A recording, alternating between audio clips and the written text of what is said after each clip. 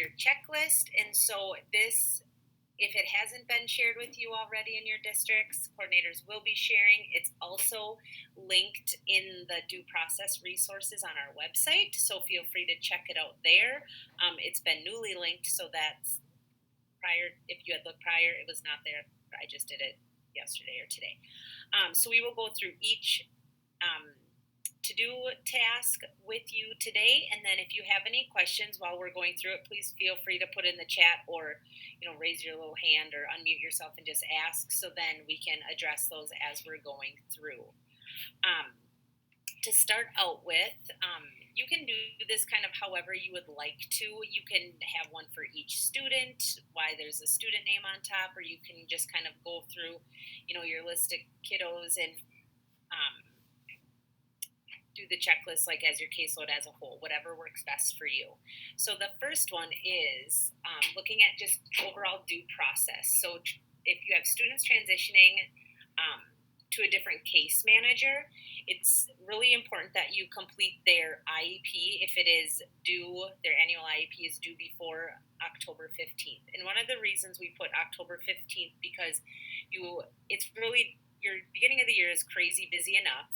You have new teachers as well, and so having a really impactful IEP meeting with a lot of data and a lot of information is more difficult when it's right away in the school year.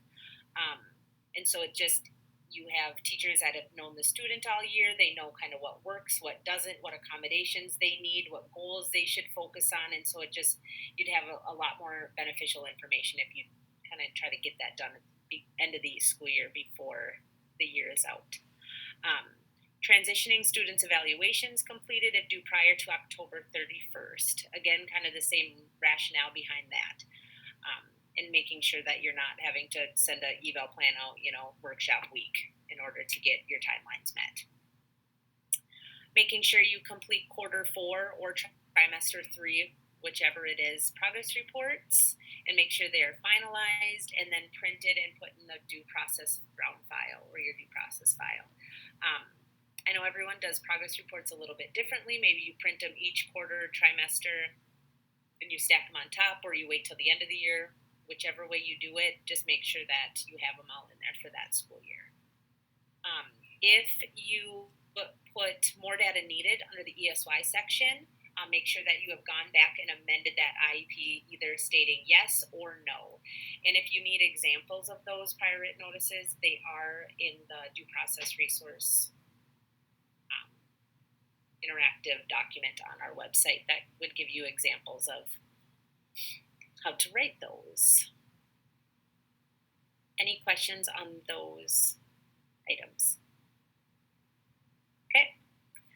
On SPED forms, just making sure that you finalize all forms. So team meeting notices, prior written notices, eval plans, eval reports, IEPs, progress reports, any other document that you've done throughout the year, just make sure those are all finalized, because I know one year SPED forms updated over the summer and any prior written notices that weren't finalized were deleted. So you just never know with SPED forms, and it's just really important to make sure all those documents are finalized by the end of the school year and printed. Just a mention on that, Carrie, on progress reports specifically. If you've had a student's meeting or you've amended or finalized your IEP at some point, you do have to use the drop down and click back to the other reports to make sure they're finalized. When you switch case management, they might have your most recent progress report, but the rest of them have been, in some cases, deleted. So don't forget about the ones that are in other drop downs. Right. Thank you. So then, if you did a non-reeval, make sure that in order to get rid of that little angry face that's staring at you because you didn't update it in the setup page, that you go into the setup page under the eval written. It's on the right side, like the right column. It's just a little box you fill in. You put the date of that non-reeval plan in there too. So then that will take care of that little red angry face. Because I know I liked it at the end of the school year when everything was green. That was my favorite thing.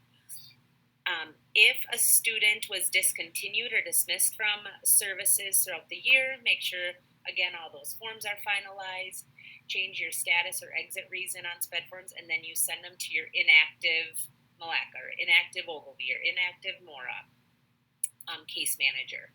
So then your list is nice and clean for the beginning of the next year. All right. So now your brown files. Make sure you're organizing all documents that are required to be in the brown file. Make sure you're putting them in the correct section. So if you're transferring case managers, they can find that information, or if coordinators have to do a file review, we can find things easily. If a student on your caseload is moving to a different case manager, make sure that you have completed the transfer of due process files. That's not every district, I think, requires this, so that's something, if your district does use this form, you go ahead and fill it out and make sure it's transferred appropriately. If not, that's fine too. Make sure all prior written notices are printed and filed along with consent. So if you received an email consent this year or last year, making sure you're printing those out and putting that with the consent page with the prior written notice. Something I've been trying to have case managers do too when I think of it. I'm not great at reminding everyone, but I like to see too, if you get an electronic consent and you can print that email as a PDF and upload it to their history on SPED forms too, because then I think it's just another place to have it, is always a good option as well. And then you can get rid of it out of your email if you've done both of those things. Behavioral charting data. Once you've put your point sheet data and things like that into progress reports, those can be shredded because you want to get rid of them before you've had them for a year.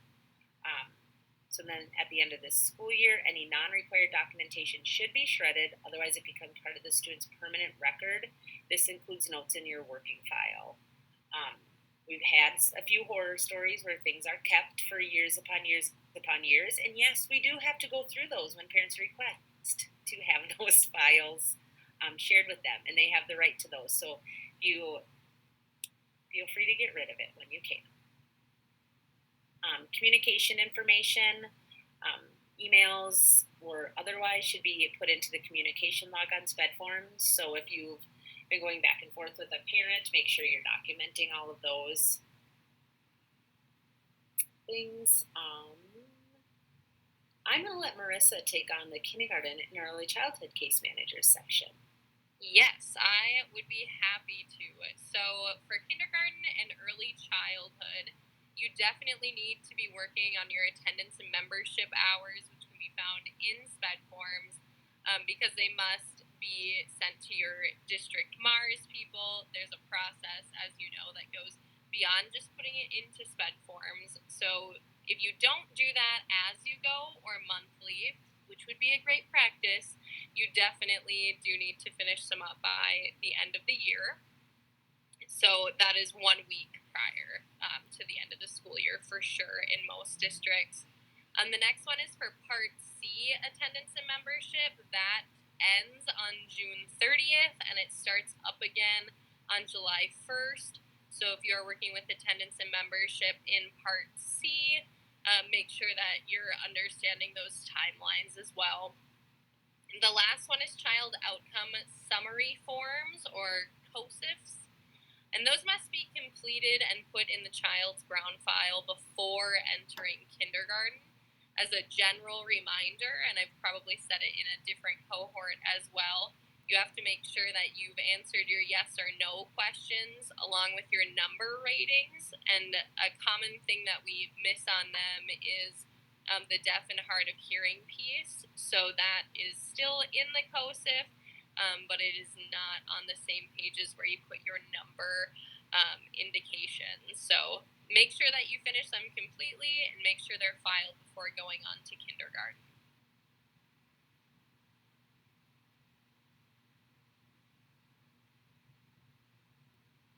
You're muted, Care. Last but not least, this last section focuses on our secondary case managers. If you have a senior or a student who is aging out of services, make sure you're doing those summary of performances. and that you're putting a copy in the student's Brown file, and one must be given to the student along with a prior written notice.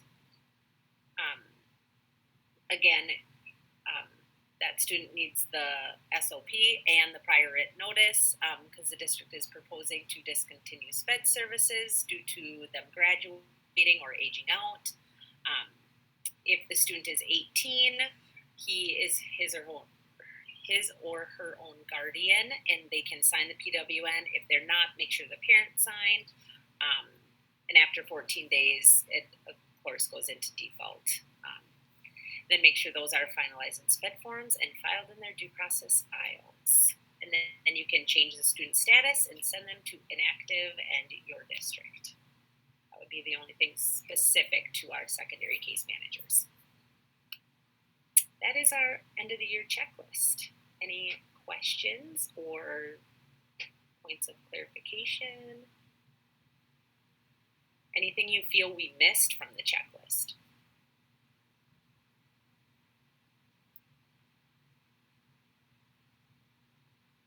Sounds great.